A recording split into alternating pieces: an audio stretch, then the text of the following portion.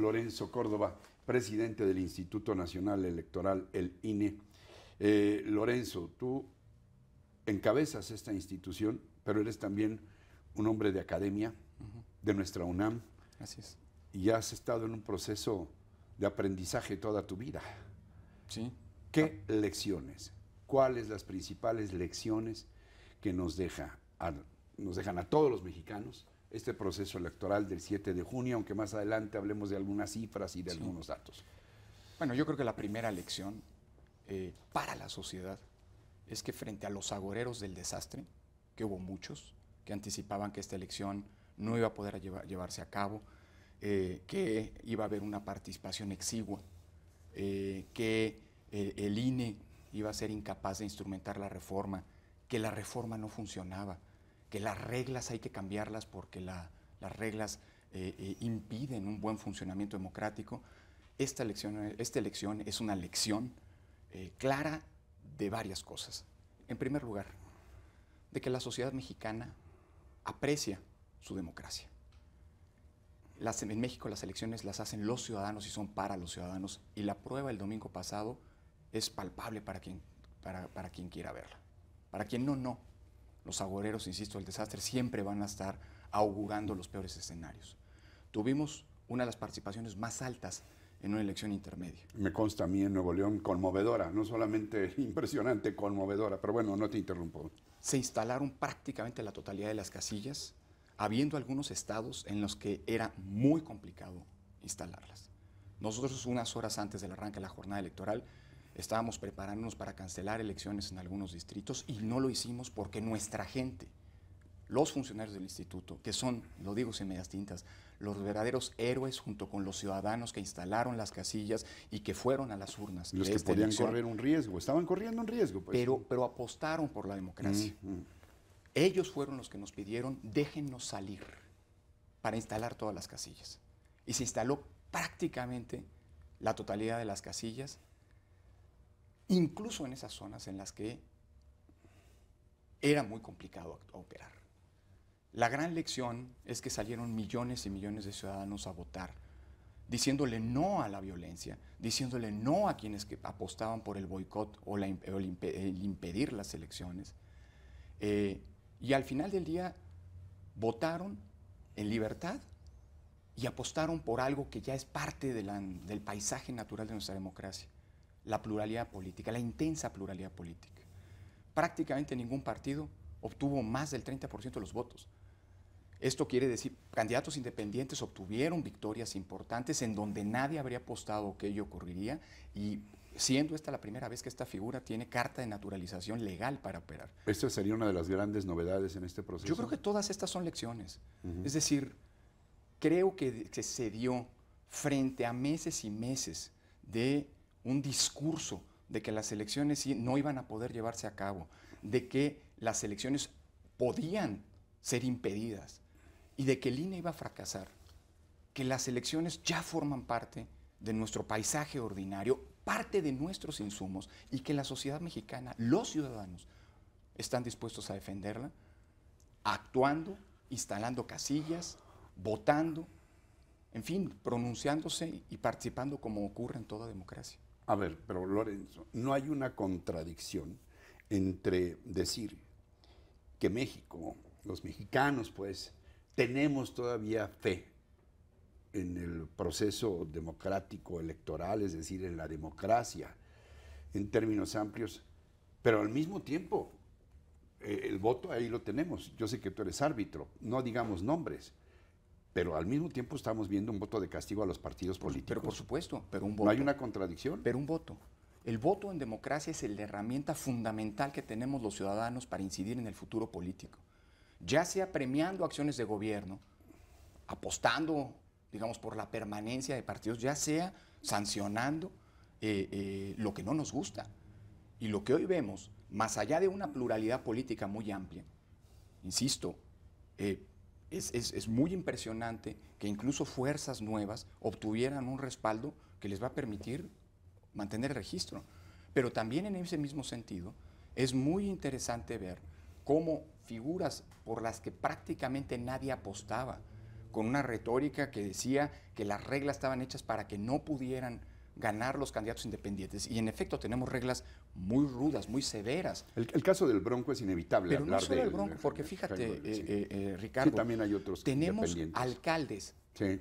que llegan por la vía de las candidaturas independientes. Tenemos diputados locales que llegan por la vía de candidaturas independientes. Tenemos diputados federales, un diputado federal que va a llegar por la vía de la candidatura independiente, y tenemos a un gobernador que arrasó por la vía de la candidatura independiente. Es decir, el voto sirve para premiar o castigar. Esa es una de las razones del voto, expresar, por supuesto, la voluntad de los ciudadanos, pero, digámoslo así, pronunciándose e incidiendo sobre el estado de cosas. Y en esta elección me parece que la gran lección que tenemos es que el voto, cuando los ciudadanos lo utilizan como una herramienta, como un derecho a su alcance, un derecho igualador de todos, no importa aquí que sea rico o pobre, no importa en qué nivel de la escala social te encuentres, el voto nos iguala y el voto sirve para poder cambiar las cosas. ¿Qué responsabilidad implica, una vez pasado el proceso electoral, para el ejercicio de gobierno? Es decir, vamos a tener un candidato independiente, el Bronco, y hay amagos de los otros partidos que le dicen, cuidado porque nosotros tenemos el control del Congreso y tú no tienes ni un solo diputado. ¿Cómo se va a ejercer el poder en jefaturas delegacionales o en municipios antagónicos al gobierno en turno de ese estado o entidad? ¿Qué responsabilidad tenemos para que en el ejercicio democrático, en el respeto a nuestras diferencias, demos resultados para los ciudadanos?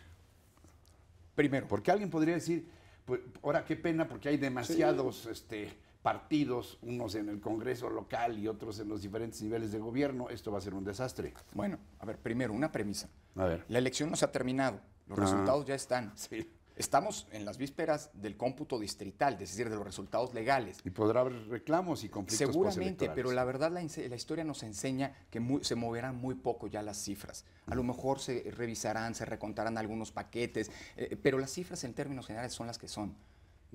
Y una gran lección es el hecho de que el conteo rápido que hizo el INE coincide con el PREP, con el programa de resultados electorales preliminares a su cierre, y seguramente va a coincidir, como ocurrió ya en los procesos previos, al cómputo distrital. Después vendrá la fiscalización de las campañas. Y acuérdate que el rebase de topes de gasto de campaña en más de un 5%, si la diferencia entre el primer y segundo lugar es menor al 5%, es eventualmente una causal de nulidad. Pero cuando se cierra esta historia, y voy a tu pregunta, pues vamos a tener que enfrentar lo que es la práctica cotidiana en todo sistema democrático. ¿Cómo se van a resolver estos problemas? Con la política.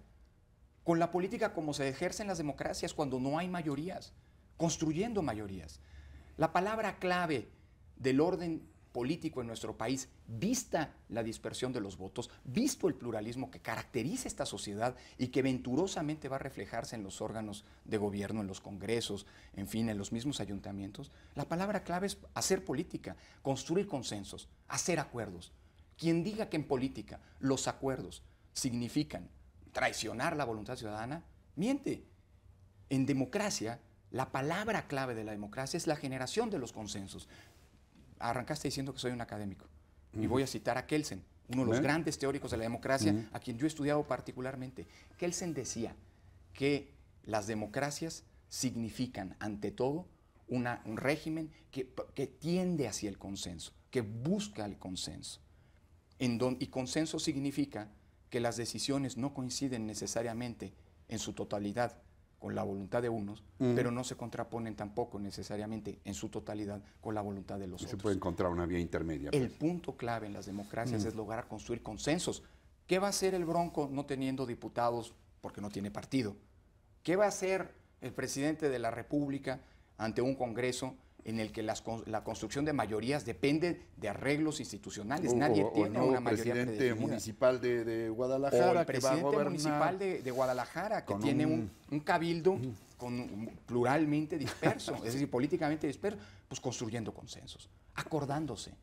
El acuerdo es, insisto, probablemente la palabra que mejor condensa la esencia de un régimen democrático. Y la realidad política, los resultados de las elecciones, obligan que para que la democracia genere resultados a la sociedad, se tengan no se pretendan, no se intente, se tengan que construir acuerdos. Y hablabas de que también es una elección para el propio gobierno federal y que el presidente Peña Nieto tendrá que hacer consensos con un Congreso en donde no tiene su partido una mayoría. Esto es importante también a nivel nacional. Así es. Nadie en democracia gana todo, a menos que tenga la mayoría de los votos y consecuentemente pueda actuar sin ningún tipo de concesión o de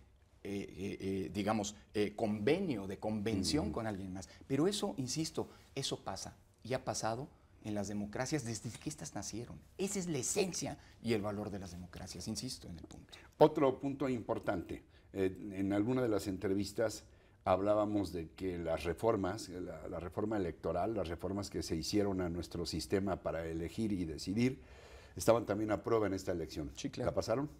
Yo creo que sí, aunque por supuesto evidenciaron, como siempre ocurre, las elecciones son una prueba del ácido, de las normas, de las leyes y de los procedimientos. En términos generales, tan la pasaron que tuvimos una elección en paz, aunque el contexto era profundamente adverso. Nunca tuvimos un contexto tan complicado. Tuvimos un par de focos rojos ahí también que se manifestaron de manera importante. Pero son los menos. Si tú ves el bosque, la verdad, los árboles en donde hubo problemas son realmente muy contados. La elección fue una elección exitosa por donde se le quiera ver. Vaya, basta ver lo que ocurría en las elecciones previas. Teníamos una discusión postelectoral intensísima, acusaciones de fraude a diestra y siniestra. Bueno, esta elección es una elección que se ha centrado precisamente en lo que tú has hecho referencia, en las novedades, en la pluralidad, en que nadie tiene mayoría, no en la acusación de un fraude.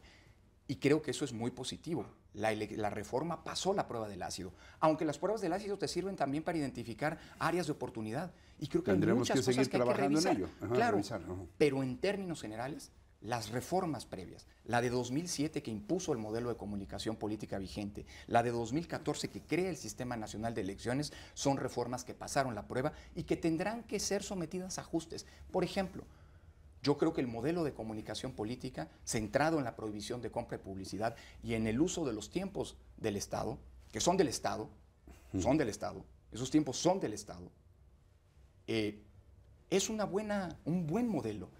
Lo que habrá que revisar, pero esto no lo digo ahora, lo he dicho siempre, es esta apuesta por usar ese tiempo del Estado en spots. Los spots no creo que ayudan a reforzar el debate democrático y habrá que pensar mejores maneras para utilizar ese tiempo.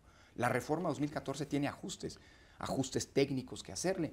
Yo creo que no hay que estar cerrados a reformas, de ajuste en el futuro. ¿Algo más que quieras puntualizar y que no haya preguntado para quienes nos están viendo y escuchando y participaron o no en este proceso electoral del 7 de junio, Lorenzo? Gracias, Ricardo.